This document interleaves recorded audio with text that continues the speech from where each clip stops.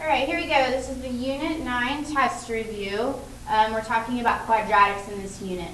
So number 1 says it's asking for the quadratic parent function attributes. Okay, so the equation for the parent function is y equals x squared when it's quadratic. When it was linear, it was y equals x. Okay, and then it wants us to graph the equation. Really, what you can do is just go to your y equals in your calculator and graph it. So I have y equals x squared. And I'm going to hit graph. And here's your graph, but you're going to want specific points. So just pull up your table and pull some specific points off of your table. Okay, so you see 0, 0, 1, 1. So I'm just going to plot a few of these points. 0, 0, 1, 1, there was negative 1, 1. Okay, so it basically just looks like this. Doesn't have to be perfect on that one. Okay, it is symmetrical. If you were to cut it in half, what would it be symmetrical about? It would be about the y-axis. Okay, blank is the set of all non-negative numbers, and E says blank is the set of all real numbers.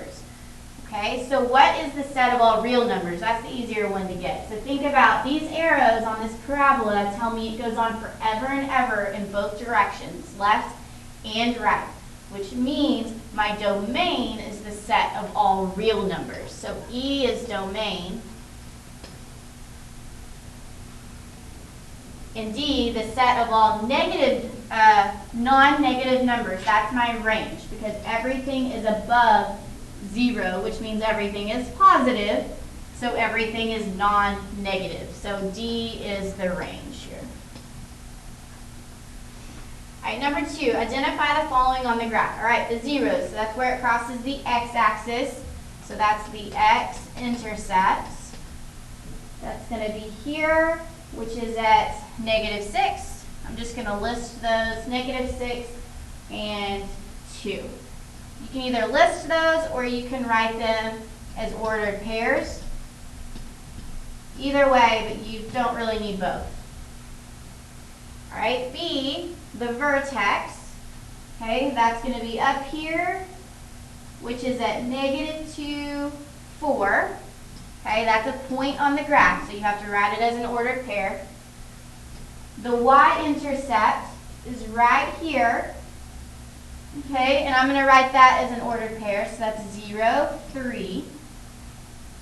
Remember the axis of symmetry, that's what's going to cut this in half, which means it's this line right here, this yellow line. Okay, and what kind of line is that? That's a vertical line. And think about Hoy-Bucks here. Bucks tells me this needs to be an x equals equation. And what does x equal here? X equals negative 2. So my axis of symmetry is x equals negative 2. It needs to be x equals. Okay, my domain, okay, I want to think about my x-axis here because that's what domain means. Okay, these arrows tell me it's going forever and ever in both directions, which means my domain is all real numbers. And then my range, okay, that's going to be based off of my y-axis. I don't have anything above the vertex. Everything is below that vertex, okay? And the y value of my vertex is 4. So that means all of my y values are less than or equal to 4. All of my y values are under that point. Number 3, write the new equation that would result if y equals x squared minus 3 were translated down 10 units. Okay, so you have to know if it's going down, that means the y-intercept is changing. And if it's going down 10, that means it'll be at 13 now. So it's y equals x squared minus 13. You could always type those two in your calculator and check that to make sure it's right. 4, how would you change the graph of y equals x squared to produce the graph of y equals x squared plus 9? So again, notice the y-intercept is changing there. That means it's shifted up 9. Number 5, predict how the graph of the equation y equals negative 1/2 x squared minus 2 will compare with the graph of the parent function. So to be able to get this answer, you have to know what the parent function is. Parent function is y equals x squared. If you need to type these both in your calculator to figure it out, then do that. Okay, but I'm going to do this just from looking at the equation. So that negative tells me that it's reflected. So instead of opening up, it's now opening down. The 1/2 tells me that it's wider. Okay, if that number is less than 1, that means it's getting wider. And then this -2 at the end tells me it's shifted down 2. Okay, but you can see that if you do type this in your calculator. Number 6, how would the graph of the function y equals x squared plus 4 be affected if the function were changed to y equals x squared plus 1? So if I'm going from 4 down to 1, that means it went down 3. Okay, and the one that says it shifted down 3 is G. All right, this next section says, does the equation have 2 solutions, 1 solution, or no solution? And it does not tell you to find the solutions, and it doesn't tell you how to figure this out. You know that you could get the discriminant if you wanted to do that, or you can just type this in the calculator and see how many times it crosses the x-axis. So that's what I'm going to do. So I'm going to go to my y equals, and I'm going to type in 3x squared minus 6x plus 7. Now I'm going to graph this. And when I graph this, I'm going to look at my x-axis. Does this ever cross the x-axis? No, it doesn't. So this would be no solution, because a solution is an x-intercept. Okay, number 8, I'm going to do the same thing, but I can't type it in because everything's not on the same side. So I'm going to subtract this 10 and move it over to get with everything else. So I have 0 equals x squared minus 5x minus 10. So go back to your y equals, type in x squared minus 5x minus 10, and graph it. And you can see that this graph crosses the x-axis twice. So this would have 2 solutions. So it's not ask what they are, just ask how many there are. Number 9. Graph the function y equals 5x squared plus 10x minus 3. A minimum of 5 points are required on the graph. Okay, so I'm going to get these points from my table. That's the easiest way to do this. So go to your y equals, and we're going to type in 5x squared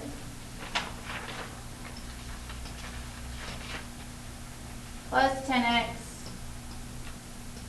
minus 3. And I'm going to graph it. Okay, and I need specific points. I can't just sketch this graph. It wants 5 specific points. So I'm going to go to my table, and I'm going to find 5 specific points. Okay, so I'm going to start with 0. That's always an easy one to start with. So 0, negative 3. Okay, next I'm going to do 1, 12. Now that's going to go off the graph, so I'm just going to throw that up at the top. Okay, I'm going to go back the other way. So I've got negative 1, negative 8. I've got negative 2, negative 3. Whoops, I put that at positive 8. My bad. Negative 1, negative 8. Negative 2, negative 3. And then we've got negative 3, 12. So here is our parabola. Okay, it says on part B, identify the vertex and the axis of symmetry. So my vertex is down here, where I'm putting this point, which is at negative 1, negative 1, negative 8, which means my axis of symmetry is x equals negative 1. That's where this is being cut in half. Okay, now C says to identify the range. Remember, the range is based off your y value. So I'm going to look at my vertex here. I don't have anything under that green line that I just drew. So all of my y values are above that. My whole graph is above it, which means y is greater than or equal to whatever the y value is there, which is negative 8. All right, this next section says, tell whether the function has a minimum value or a maximum value. Then find the minimum or the maximum value. All right, so we're going to do these in our calculator. Number 10, I'm going to go to my y equals, and I'm going to type in x squared plus 7x plus 8. Okay, and graph it. Now you have to think about what we're getting here. We're trying to find a min or a max, not the zeros. So figure out first, is it a minimum or a maximum? So you can notice here that the vertex is the lowest point on the graph, so this would be a minimum. Okay, so now we want to calculate that. You go second, trace. We want number 3 because that says minimum. Now you need to get to the left of your vertex and to the right of your vertex. So anywhere to the left of your minimum, left bound, you press enter, then you go to the right, and you press enter, and then enter one more time, and there's my minimum. Now notice mine says negative 3.49999. Yours may say negative 3.5, but obviously this is going to round to negative 3.5. So my minimum is at negative 3.5, and then the y value was negative 4.25. All right, number 11.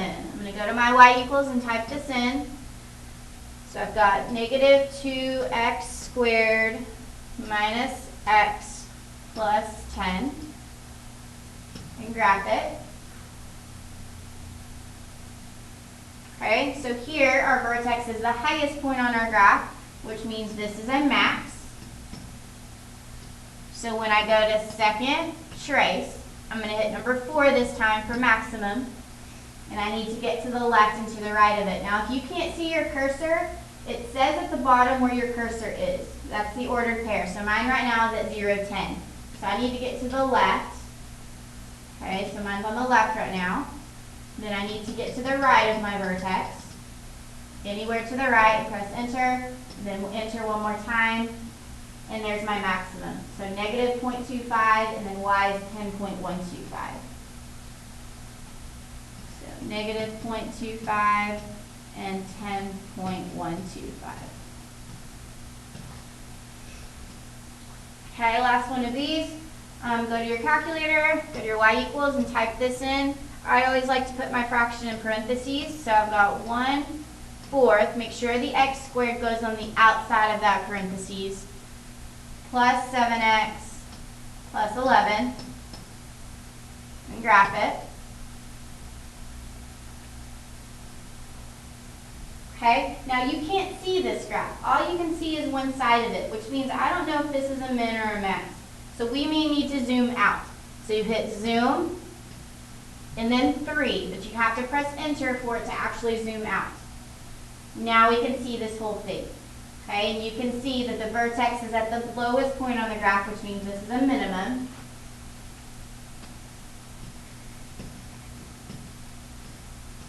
Okay, so now we're going to calculate that. So second trace, number 3. Okay, I'm going to get to the left of my vertex. Then I'm going to get to the right of my vertex. Press enter and then enter one more time. And mine just went away. But it did say negative 4, or negative 14, negative 38. All right, 13, which graph shows a function of y equals x squared plus c when c is less than negative 1? So basically here, you need to know that c is your y-intercept.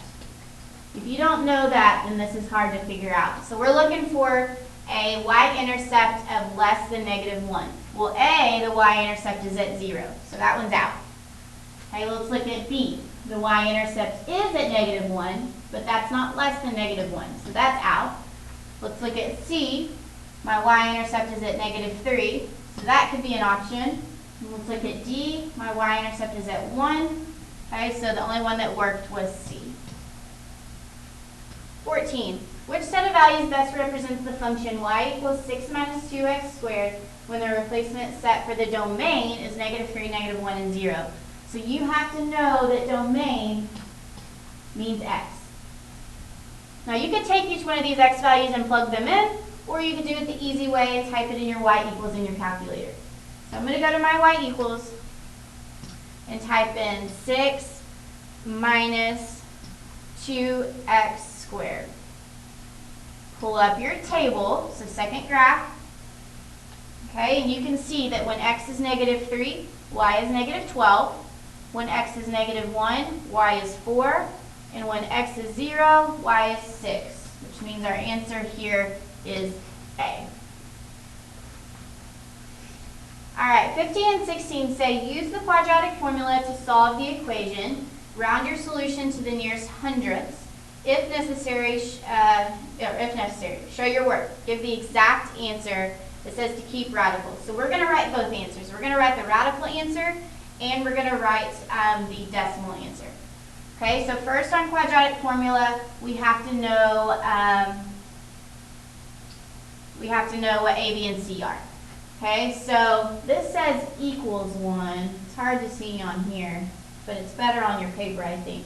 I've got to get this all to the same side first. So this 1, I need to subtract that and move it over. So I have 2x squared plus 3x minus 1 equals 0. And now I can label my A, B, and C. So A is 2, B is 3, and C is negative 1. And I'm going to plug this into the formula. So the formula says the opposite of B. So the opposite of B would be negative 3 plus or minus the square root of B squared, so 3 squared, minus 4 times A, which is 2, times C, which is negative 1, all over 2 times A, which is 2 times 2. Okay, now notice it did say it wants an exact answer, so it wants you to keep the radical. So what I need to do is simplify everything under the radical. So I have negative 3 plus or minus the square root. We're going to get that stuff simplified. So I'm just going to type all that in my calculator and get at least the bottom, or everything under the radical simplified. So that's going to be 3 squared. We're basically finding the discriminant right now under there. Minus 4 times 2 times negative 1. So everything under the radical is 17. So I have negative 3 plus or minus the square root of 17 all over 4. Okay, so that right there is my exact answer. I have negative 3 plus the square root of 17 over 4, and I have negative 3 minus the square root of 17 over 4. Okay, so now I want to make sure we all know how to type this whole thing in our calculator from the very beginning in case it's just asking for decimal answers. So what you can do is you can hit alpha y equals and enter. That'll pull up a fraction for you. Now I'm going to type this whole thing in. So I'm going to have negative 3, and I'm going to do the plus first. So plus the square root of 3 squared. Make sure that number is in parentheses. Minus 4 times 2 times negative 1 all over 2a. So I'm just going to go ahead and 2 times 2 is 4. So there we go. There's our first answer. So I have x equals 0.28. Now we're going to get our other answer. Now don't clear all that out. You can just use your arrow and go up over it.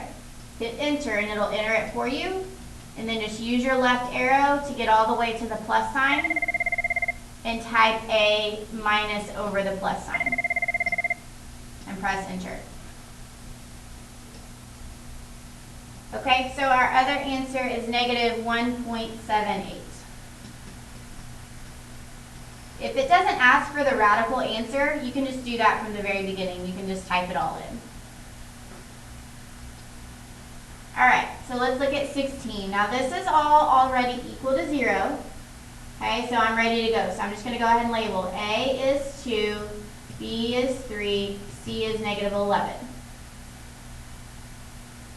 Okay, and I'm going to start plugging this in to the formula. So I have the opposite of B, so that's negative 3, plus or minus the square root of B squared. So 3 squared minus 4 times A, which is 2, times C, which is negative 11, all over 2 times A, which is 2 times 2. Okay, so again, I want to get this as a simplified radical first. So I'm going to have negative 3 plus or minus the square root. And underneath that radical, I'm going to go ahead and simplify that, which is 3 squared minus 4 times a, which is 2, times negative 11. So everything under the radical is 97. All over 2 times 2 is 4. So if it asks for the exact answer, that is the exact answer. But we know we can just get this, the decimal answers in our calculator. So alpha y equals, and enter.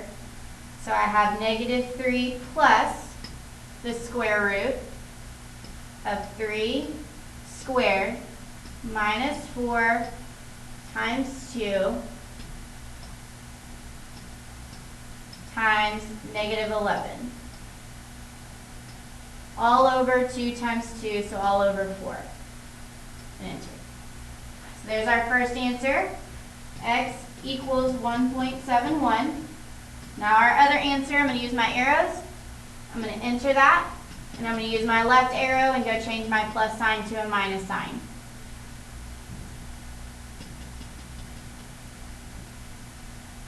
And then I press enter, and that'll get me my other answer of negative 3.21.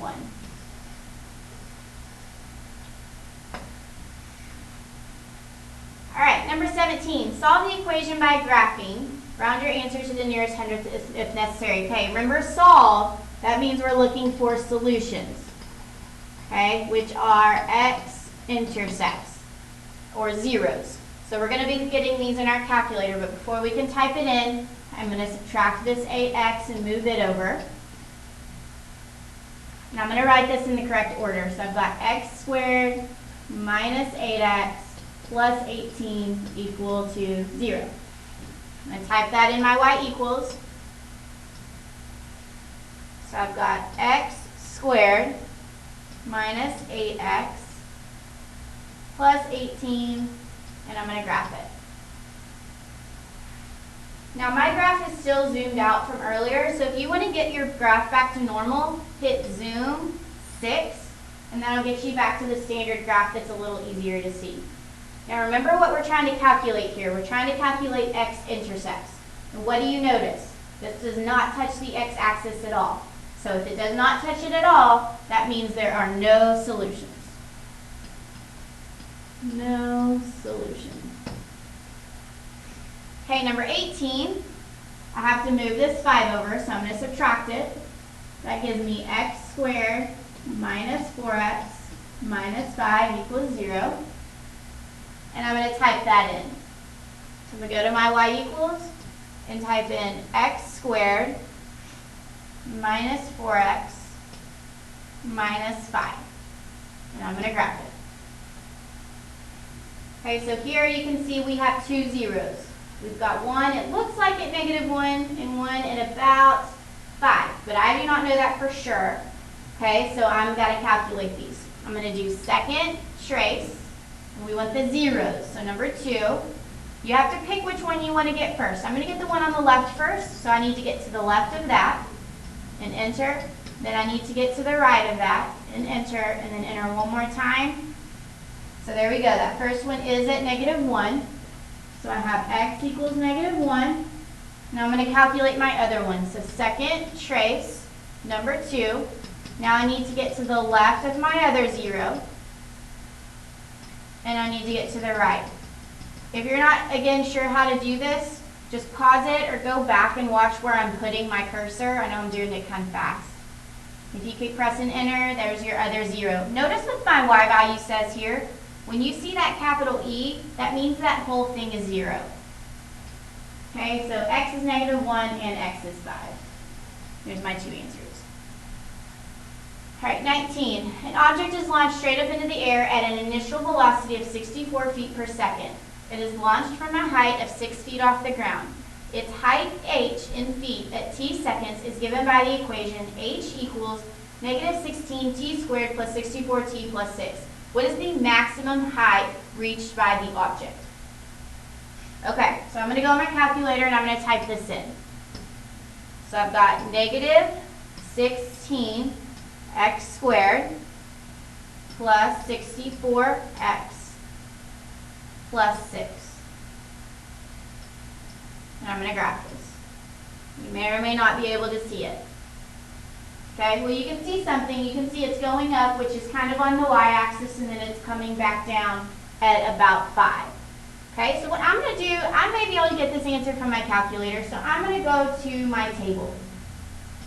Okay, so look in your table. You can see at 0 seconds. So at the beginning it started at 6, it went up to 54, it went up to 70, and then it started coming back down, which means our maximum here would be at 70 feet.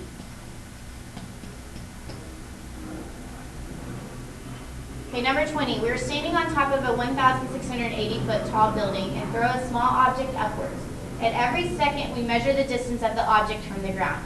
Exactly t seconds after we threw the object, its height, measured in feet, is h of t equals negative 16t squared plus 256t plus 1680. And A says to find h of 6. So before we answer that, let's go ahead and type this in. So go to your y equals. We've got negative 16 x squared plus 256x plus 1680. And go ahead and graph that. You're not going to be able to see it. Okay, so we've got this graphed. Now let's look at what it's asking. It says find h of 6. Compare that to h of t. And so what is this asking for? Well, look at the 6 replaced the t. That means that the time is 6. So if it's asking us to find h of 6, that means it wants us to find the height. It's giving us the time, it wants us to find the height. I can get that from my table.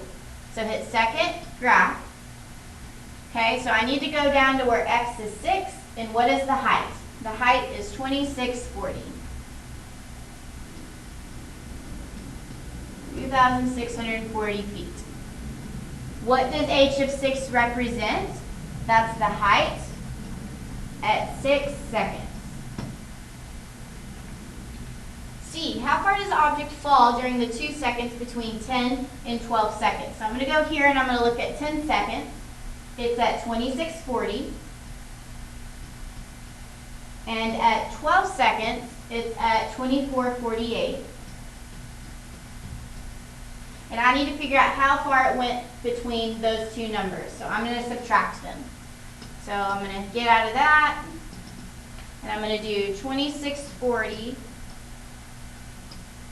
minus 2448. So 192. So it fell 192 feet between those 2 seconds. D, how long does it take for the object to reach a height of 2640? Again, I can find that from my calculator. So go to second graph. Now start at 0, because you need to see where it originally gets up to 2640. So you go up, and you can see that it originally took 6 seconds to get to 2640. E, how long does it take for the object to hit the ground? That means that the height needs to be 0. That's what we're looking for in the calculator. So I'm going to see where it went up and it started coming back down, and see where it hits 0. And there it hit 0 at 21 seconds. F, what does the y-intercept represent in this problem? The y-intercepts always represent the same thing. It's always where it started, which means it started at 1,680 feet, because that was the height of the building. 21. The Canton Flea Market wants to do a cost analysis of their profit based on the number of booths they allow. The formula for the profit is P equals negative 10x squared plus 2,000x, where x is the number of booths at the flea market. Which feature of the graph of this function will give the number of booths that will maximize the flea market's monthly profit? Okay, now notice what they're asking for. They're asking for which feature of the graph of this function will give the number of booths. What is the number of booths? Is that x or y? Okay, you can see it's on the x-axis. Okay, and then they say the number of booths that will maximize the flea market's monthly profit. Okay, so let's read the answer choices. A, the smaller of the zeros. Okay, well I don't know that a zero would tell me anything here. The larger x-intercept, okay, well the x-intercept, that's a 0. The x value of the maximum or the y value of the maximum, or the minimum. Okay, so notice again, they asked us what number of booths, so that's x, will maximize. If they're talking about what's going to maximize, wouldn't that make sense that they're talking about a maximum? So here they're talking about the x value of the maximum, so C. All right, 22 and 23 say to solve each equation by completing the square. All right, so here we go. Remember, to complete the square, you have to get your constant on the right side. So I'm going to subtract this 6, and I need to get it over with the 54. So I have k squared minus 8k. I'm going to leave a space, equals 54 minus 6 is 48, and then I'm going to leave another space. Okay, I like to draw squares there because this is called completing the square. So it makes sense to have to fill in the square.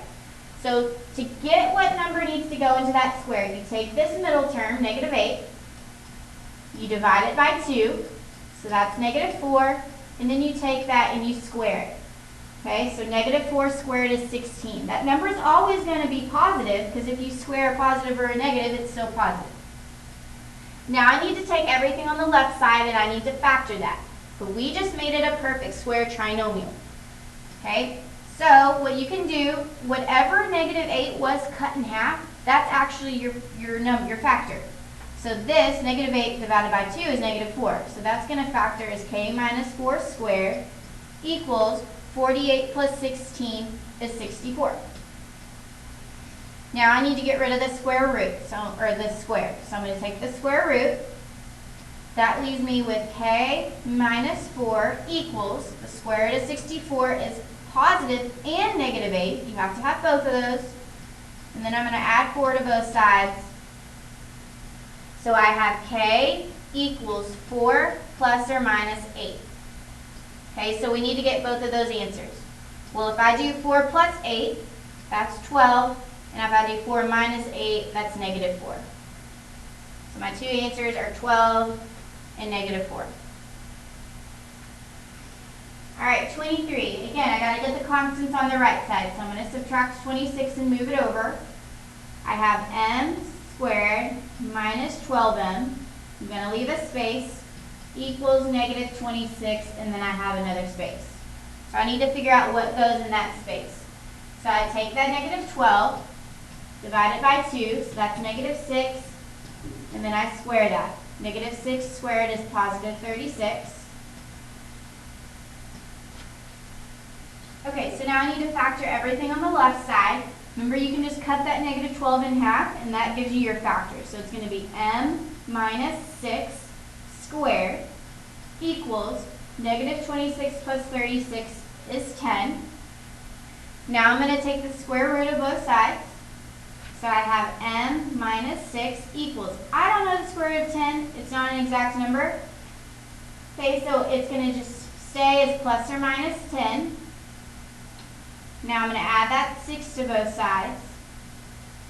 So I have m equals 6 plus or minus the square root of 10.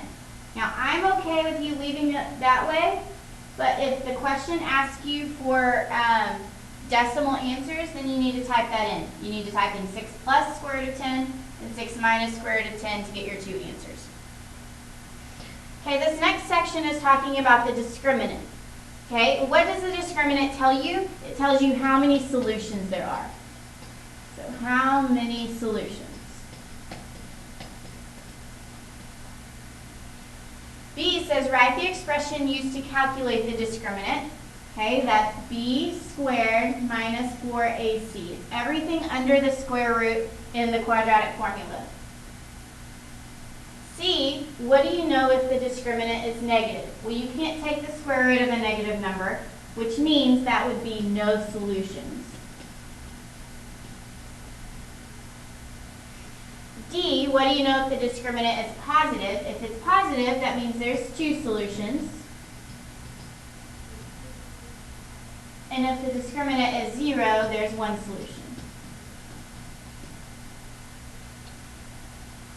Okay, 25 and 26. State the value of the discriminant for each equation, then determine the number of real solutions of the equation. All right, so remember the discriminant is b squared minus 4ac. Okay, you really need to label what your a, b, and c are on these so you don't get something wrong.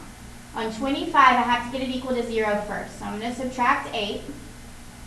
So I have 3x squared minus x minus 8 equals to 0. Now I can label a, b, and c. So a is 3, b is negative 1, and c is negative 8. Now I can plug this into that formula. So I have b squared, so that's negative 1 squared, minus 4 times a, which is 3, times c, which is negative 8. If I type that in my calculator, that will give me 97. And because that is positive, that means I have 2 solutions. If for some reason you can't remember this, at least type that in your y equals and graph it and see how many times it touches the x-axis. All right, 26, I need to add 16 to both sides. So I have 9x squared plus 24x plus 16 equals 0. That means a is 9, b is 24, and c is 16. When I plug this in, I'll have b squared, so 24 squared, minus 4 times a, which is 9, times c, which is 16. If I type that all in, I get 0 as my answer, which means there is 1 solution.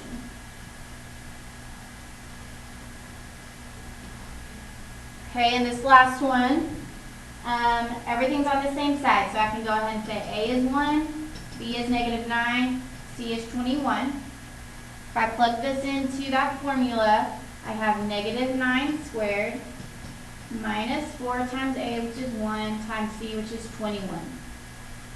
When you type that in, you end up getting negative 3. And if that were in the quadratic formula, it would give you an error because you cannot take the square root of a negative number. So there's no solutions.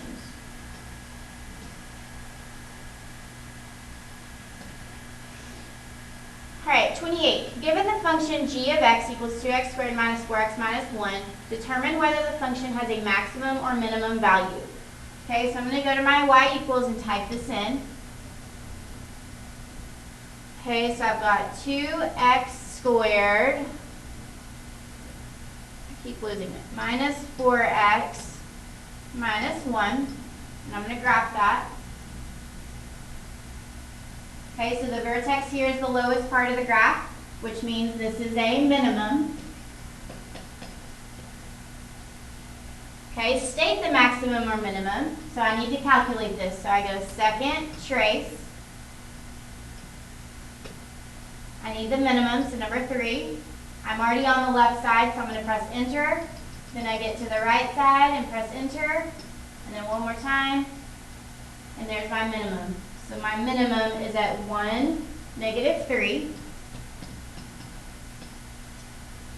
Now we need to state the domain and range. Well, the domain is always going to be all real numbers on these. But if you wanted to say that in set notation, it would be, and actually interval notation is easier, so let's do that one first. That would mean it's going from negative infinity to positive infinity. You're not going to have to write these on the test, but you're going to have to pick from multiple choice answers, so you need to know how to write it both ways.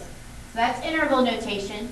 Set notation is basically the same thing. It just starts as x, and then it has that bar, which means such that. So x such that, and then you write the basically the interval that it's on. So I've got negative infinity is less than x is less than positive infinity. The range, okay, well I don't have, if I go back to my graph, I don't have anything below that vertex. So all of my y values are above that. So it's basically everything from negative 3 up to positive infinity. So it's from negative 3 to infinity. Make sure those are in the correct order, smallest to biggest. Okay, and then set notation, that'd be y, such that y is greater than or equal to negative 3. Which that second part is kind of the way we're used to writing it. 29, describe how the graph of the function is related to f of x equals x squared. Okay, we already did some of these at the beginning. but now we're throwing in moving left and right. Now, if you need to type these in your calculator, you can, but it's hard to tell sometimes what's going on when there's a lot of things going on. So let me just give you a hint of how I remember this. Okay, if there's a number out front of the parentheses, that means it's getting narrower or wider. If there's a number changing inside the parentheses, that means it's moving left or right. Okay, and then if there's a number being added or subtracted to the end, that means it's moving up or down. Right? If you happen to have a negative out front, that means it's being reflected. So that kind of will help you throughout these. Okay, so A, notice we have a -4 inside. Now I know minus seems like it should be moving left, but it's actually the opposite of that, because originally the number was 4, and when you plug it into the formula, it's -4. Okay, so this is moving right, 4. And then the minus at the end, that means it's moving down, so it's moving down 3. I'm kind of shorthand writing this. Okay, B, I have a -8 out front. Remember what that negative means? That means it's being reflected. That 8, if it's bigger than 1, that means it's getting, it's being stretched out, so it's getting narrower. Okay, the number inside, remember that means it's moving left or right. If it's positive, that means it's moving left. So it's moving left, 7. And then I have +5 at the end, so that means it's going up 5. And this last one, I have that 1/3 out front. If that number is less than 1, that means it's getting wider. That -5 inside, that means left or right. In this case, it's minus, which means it's moving right. And those are the only things that have been changed. It's wider and it moves right 5.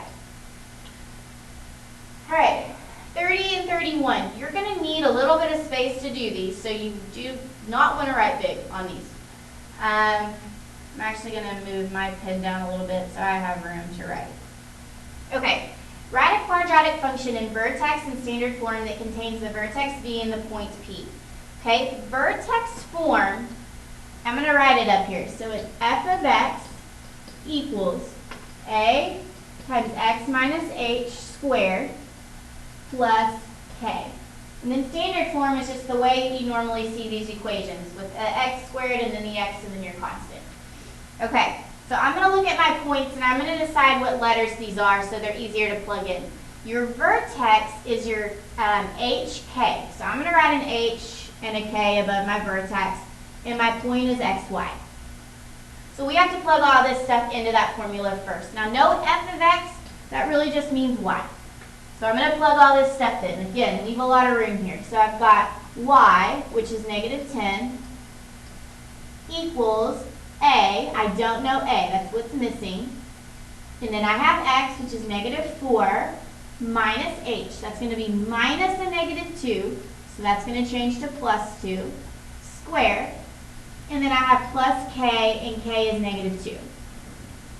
Okay, so I'm going to start working this out. So I've got -2. Okay, I'm going to go ahead and do some of this in my head. So in the parentheses, I have -4 plus 2. That's -2. -2 squared is 4. So I have 4a, and then plus a -2. So -2. I'm solving for a. So add 2 to both sides. That gets me -8 equals 4a. Divide both sides by 4. And so a is -2. All right, so that gets us a. We have to know that to be able to get this into standard form. Okay, so now I'm going to take that a, put it into standard form, or put it into the vertex form. So I've got y equals, I'm going to leave the y and the x as y and x. I'm not going to use those numbers from the points. So I have y equals a. We now know that's -2. X minus h, so that's going to be minus a -2, which means +2, squared, and then plus k, which is -2. Now I need to work this out. Now remember, order of operations tells me I need to do the squared first. If I did x plus 2 times x plus 2, That's going to be a perfect square trinomial. I'm just going to save a little time doing that. But you do have to do x plus 2 times x plus 2 and FOIL that. There's not a shortcut around that unless you know your perfect square trinomials. So if I work that out, it would be x squared plus 4x plus 4. And then I have that plus 2 at the end. All right, so now I'm going to distribute this negative 2. So I have negative 2x squared minus 8x minus 8 plus 2. And then just combine your two constants at the end. So I have negative 2x squared minus 8x minus 6. All still in y equals. So that is the standard form. I know it's a lot of work. Okay, 31, I'm going to label my h and k in x and y. Remember, h and k is your vertex. I'm going to plug this into vertex form, everything. So I have y, which is 4, equals a, we don't know a. Then I have x, which is 0, minus h, which is 3 squared, and plus k, and k is negative 2. So I'm just going to put minus 2 at the end. And again, I'm going to do a little bit of this in my head. So I have 4 equals 0 minus 3 is negative 3. Negative 3 squared is 9. So I have 9a minus 2. Add the 2 to both sides. So you have 6 equals 9a. Divide by 6, and a is 3 over, oh sorry, not divide by 6, divide by 9. So a is 2 over 3. Okay, now I'm going to take that and I'm going to plug it back into vertex form. So I've got y equals a, we now know is 2/3, x minus my h, which is 3, squared, and then plus k, which is negative 2, so I'm just going to put minus 2 at the end. Now, if it just wanted vertex form, you could stop there, but this also says to get it into standard, so I actually have to work this out. So I have y equals 2/3. If I FOILed x minus 3 times x minus 3, I'll get x squared minus 6x plus 9 minus 2. Distribute your 2/3, so I have y equals 2/3. X squared minus 2/3 of 6 is 4x, plus 2/3 of 9 is 6, minus 2. Combine the two things at the end, so I've got y equals 2/3 x squared minus 4x plus 4. If I just went way too fast through that, I'm sorry. Just go back and pause it or watch it again or whatever. All right, 32. Use words to describe each step taken below to solve the equation by completing the square. Okay, so you can see that that first equation, x squared minus 6x plus 12 equals 19, that's our original equation. Okay, so now it says x squared minus 6x equals 7. What did we do to get that? We subtracted 12. So subtract 12. That's because we had to get the constants together on the right side. Okay, so now we made the squares here. You see how a 9 was added? That was completing the square.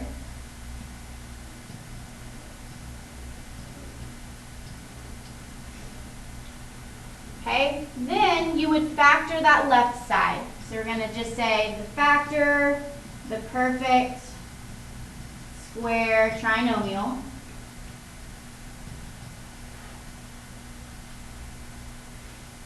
I know this is a lot writing all this, but it's just to make sure you understand what you're really doing. Okay, what did we do after we factored that? You would take the square root of both sides.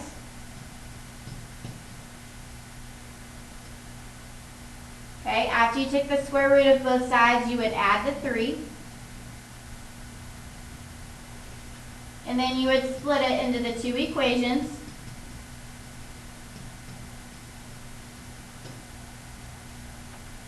And then you have your solutions.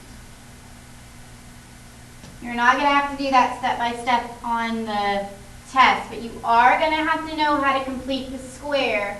Even though you can get the answer other ways, there are questions that to make sure you know how to complete the square, so make sure you know how to do that.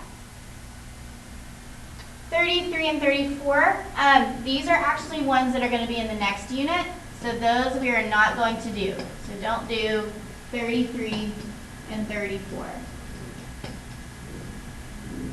35 and 36, determine the roots of the quadratic equations. All right, so these are review. Do not FOIL that. Notice it's already equal to 0, so it's like this has already been factored for you. There was one like this on the last test. So all you have to do is 3x minus 4 equals 0 and 2x plus 5 equals 0. If you FOIL that and then you factor it, you're just going to get the same thing. So there's no reason to do all that work. So now we just need to get them equal to 0. So I have 3x equals 4, divide by 3, so x is 4/3. And then the second factor, I'm going to subtract 5. So I have 2x equals negative 5.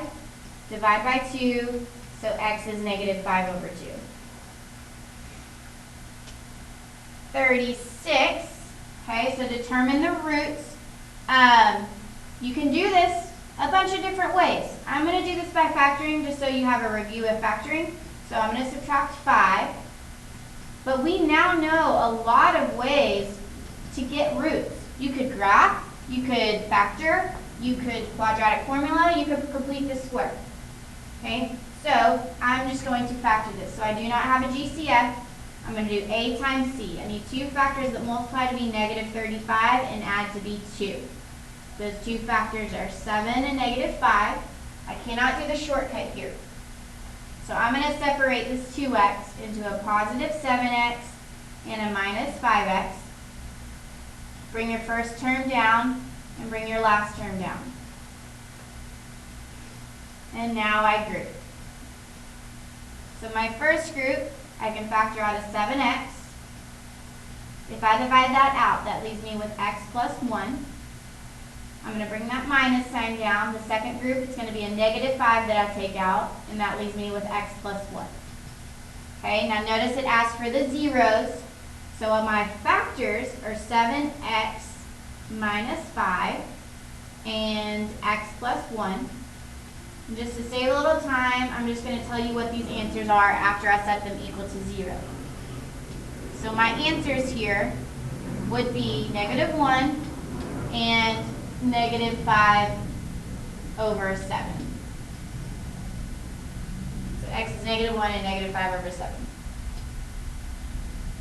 All right, 37 says to factor the polynomial and do not solve, which means you have to know how to factor because you cannot get this in your calculator.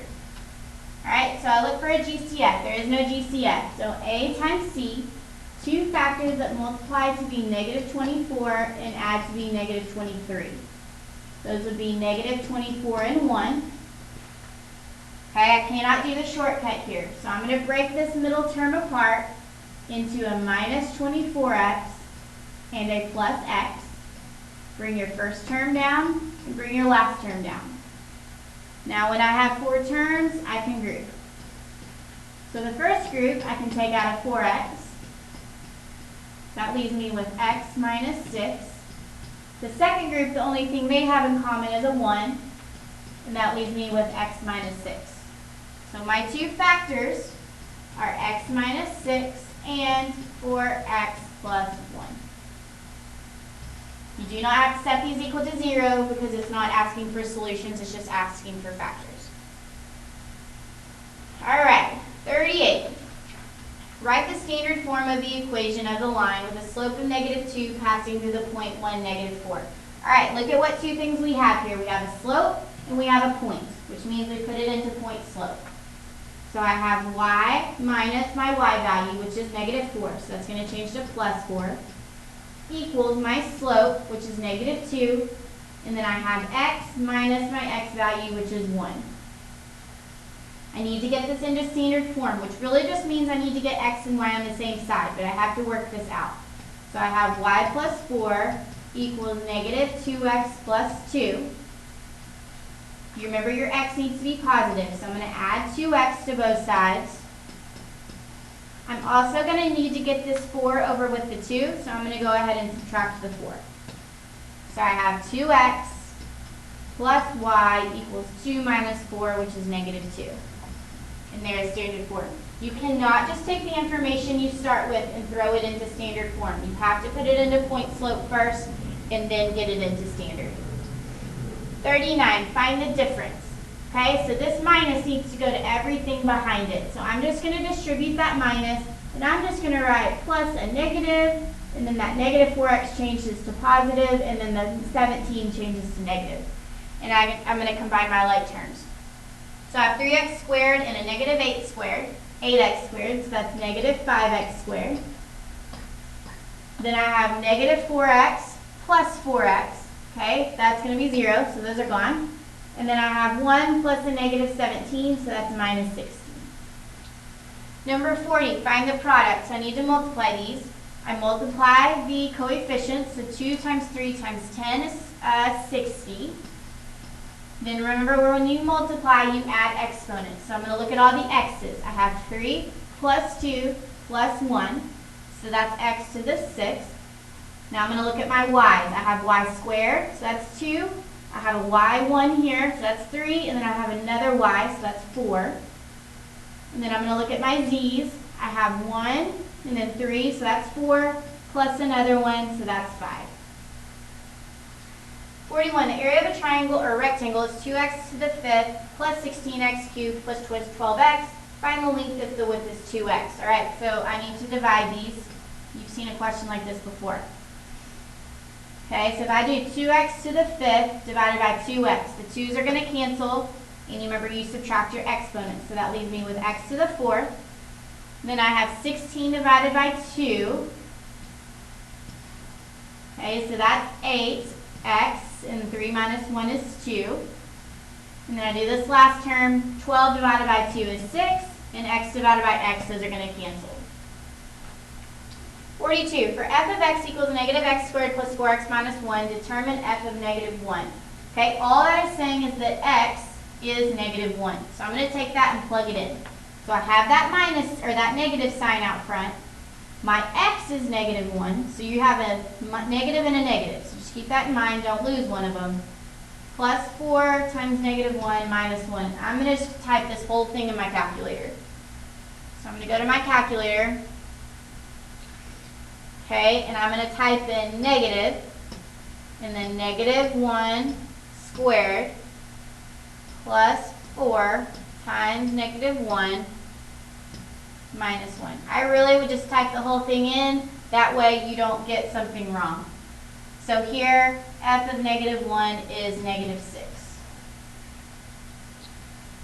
43. A rectangle with an area of 24 square units has a length of x plus 1 and a width of 4x minus 6. Calculate the value of x. All right, so area is length times width. So I need to multiply these two things and give yourself a little room for this one. So I've got x plus 1 times 4x minus 6 is equal to 24. Now I need to FOIL these. So I have x times 4x is 4x squared. X times negative 6 is minus 6x. The inside, 1 times 4x is 4x, and 1 times negative 6 is minus 6. Also equal to 24. Now I'm going to simplify this. So 4x squared, negative 6x plus 4x is minus 2x. I'm going to go ahead and subtract this 24 over, so that gets me minus 30. Okay, so now I need to factor this, which means we need to look for a GCF. There is a GCF, and it's 2. So I'm going to take a 2 out. That leaves me with 2x squared minus x minus 15 equal to 0. So that's what I need to factor. All right, so I do a times c. I need two factors that multiply to be negative 30 and add to be negative 1. So those are negative 6 and 5. I cannot do the shortcut here, so I've got to break this minus x apart into a minus 6x and a plus 5x. Bring your first term down, bring your last term down. Now we group. My first group has a 2x in common, so that leaves me with x minus 3. My second group has a 5 in common, that leaves me with x minus 3. So my two factors here are 2x plus 5 and x minus 3. But I'm going to go ahead and set those equal to 0. Now remember, we are talking about measurements here. So on this first factor, if I subtract 5 and I have 2x equals negative 5, that's going to end up giving me a negative answer, which means that can't be my answer here. But on x minus 3, if I add 3 to both sides, that tells me x is 3. So that is my answer. If this wasn't talking about measurements, they would both be answers, but since we are talking about measurements, just the positive answer is right. All right, almost done. 44, write the direct variation equation. So the direct variation equation is y equals kx. What is the value of x when k is 42 and y is 12? Okay, so I'm just going to plug those things in. So y is 12 equals k is 42, and I don't know x. So we need to solve for x. So divide by 42. If I do 12 divided by 42, that is 2 over 7. Last one, graph. Negative y is less than negative 2x plus 3. Okay, this is not in y equals, so I have to divide by negative 1. Remember, when you divide by a negative with an inequality, you have to flip the sign. So it's y is greater than now 2x minus 3. So I'm going to start at negative 3, and my slope is 2. So up 2 over 1, up 2 over 1. This is going to be a dashed line, and I need everything greater than that. So everything above that line would be everything up here.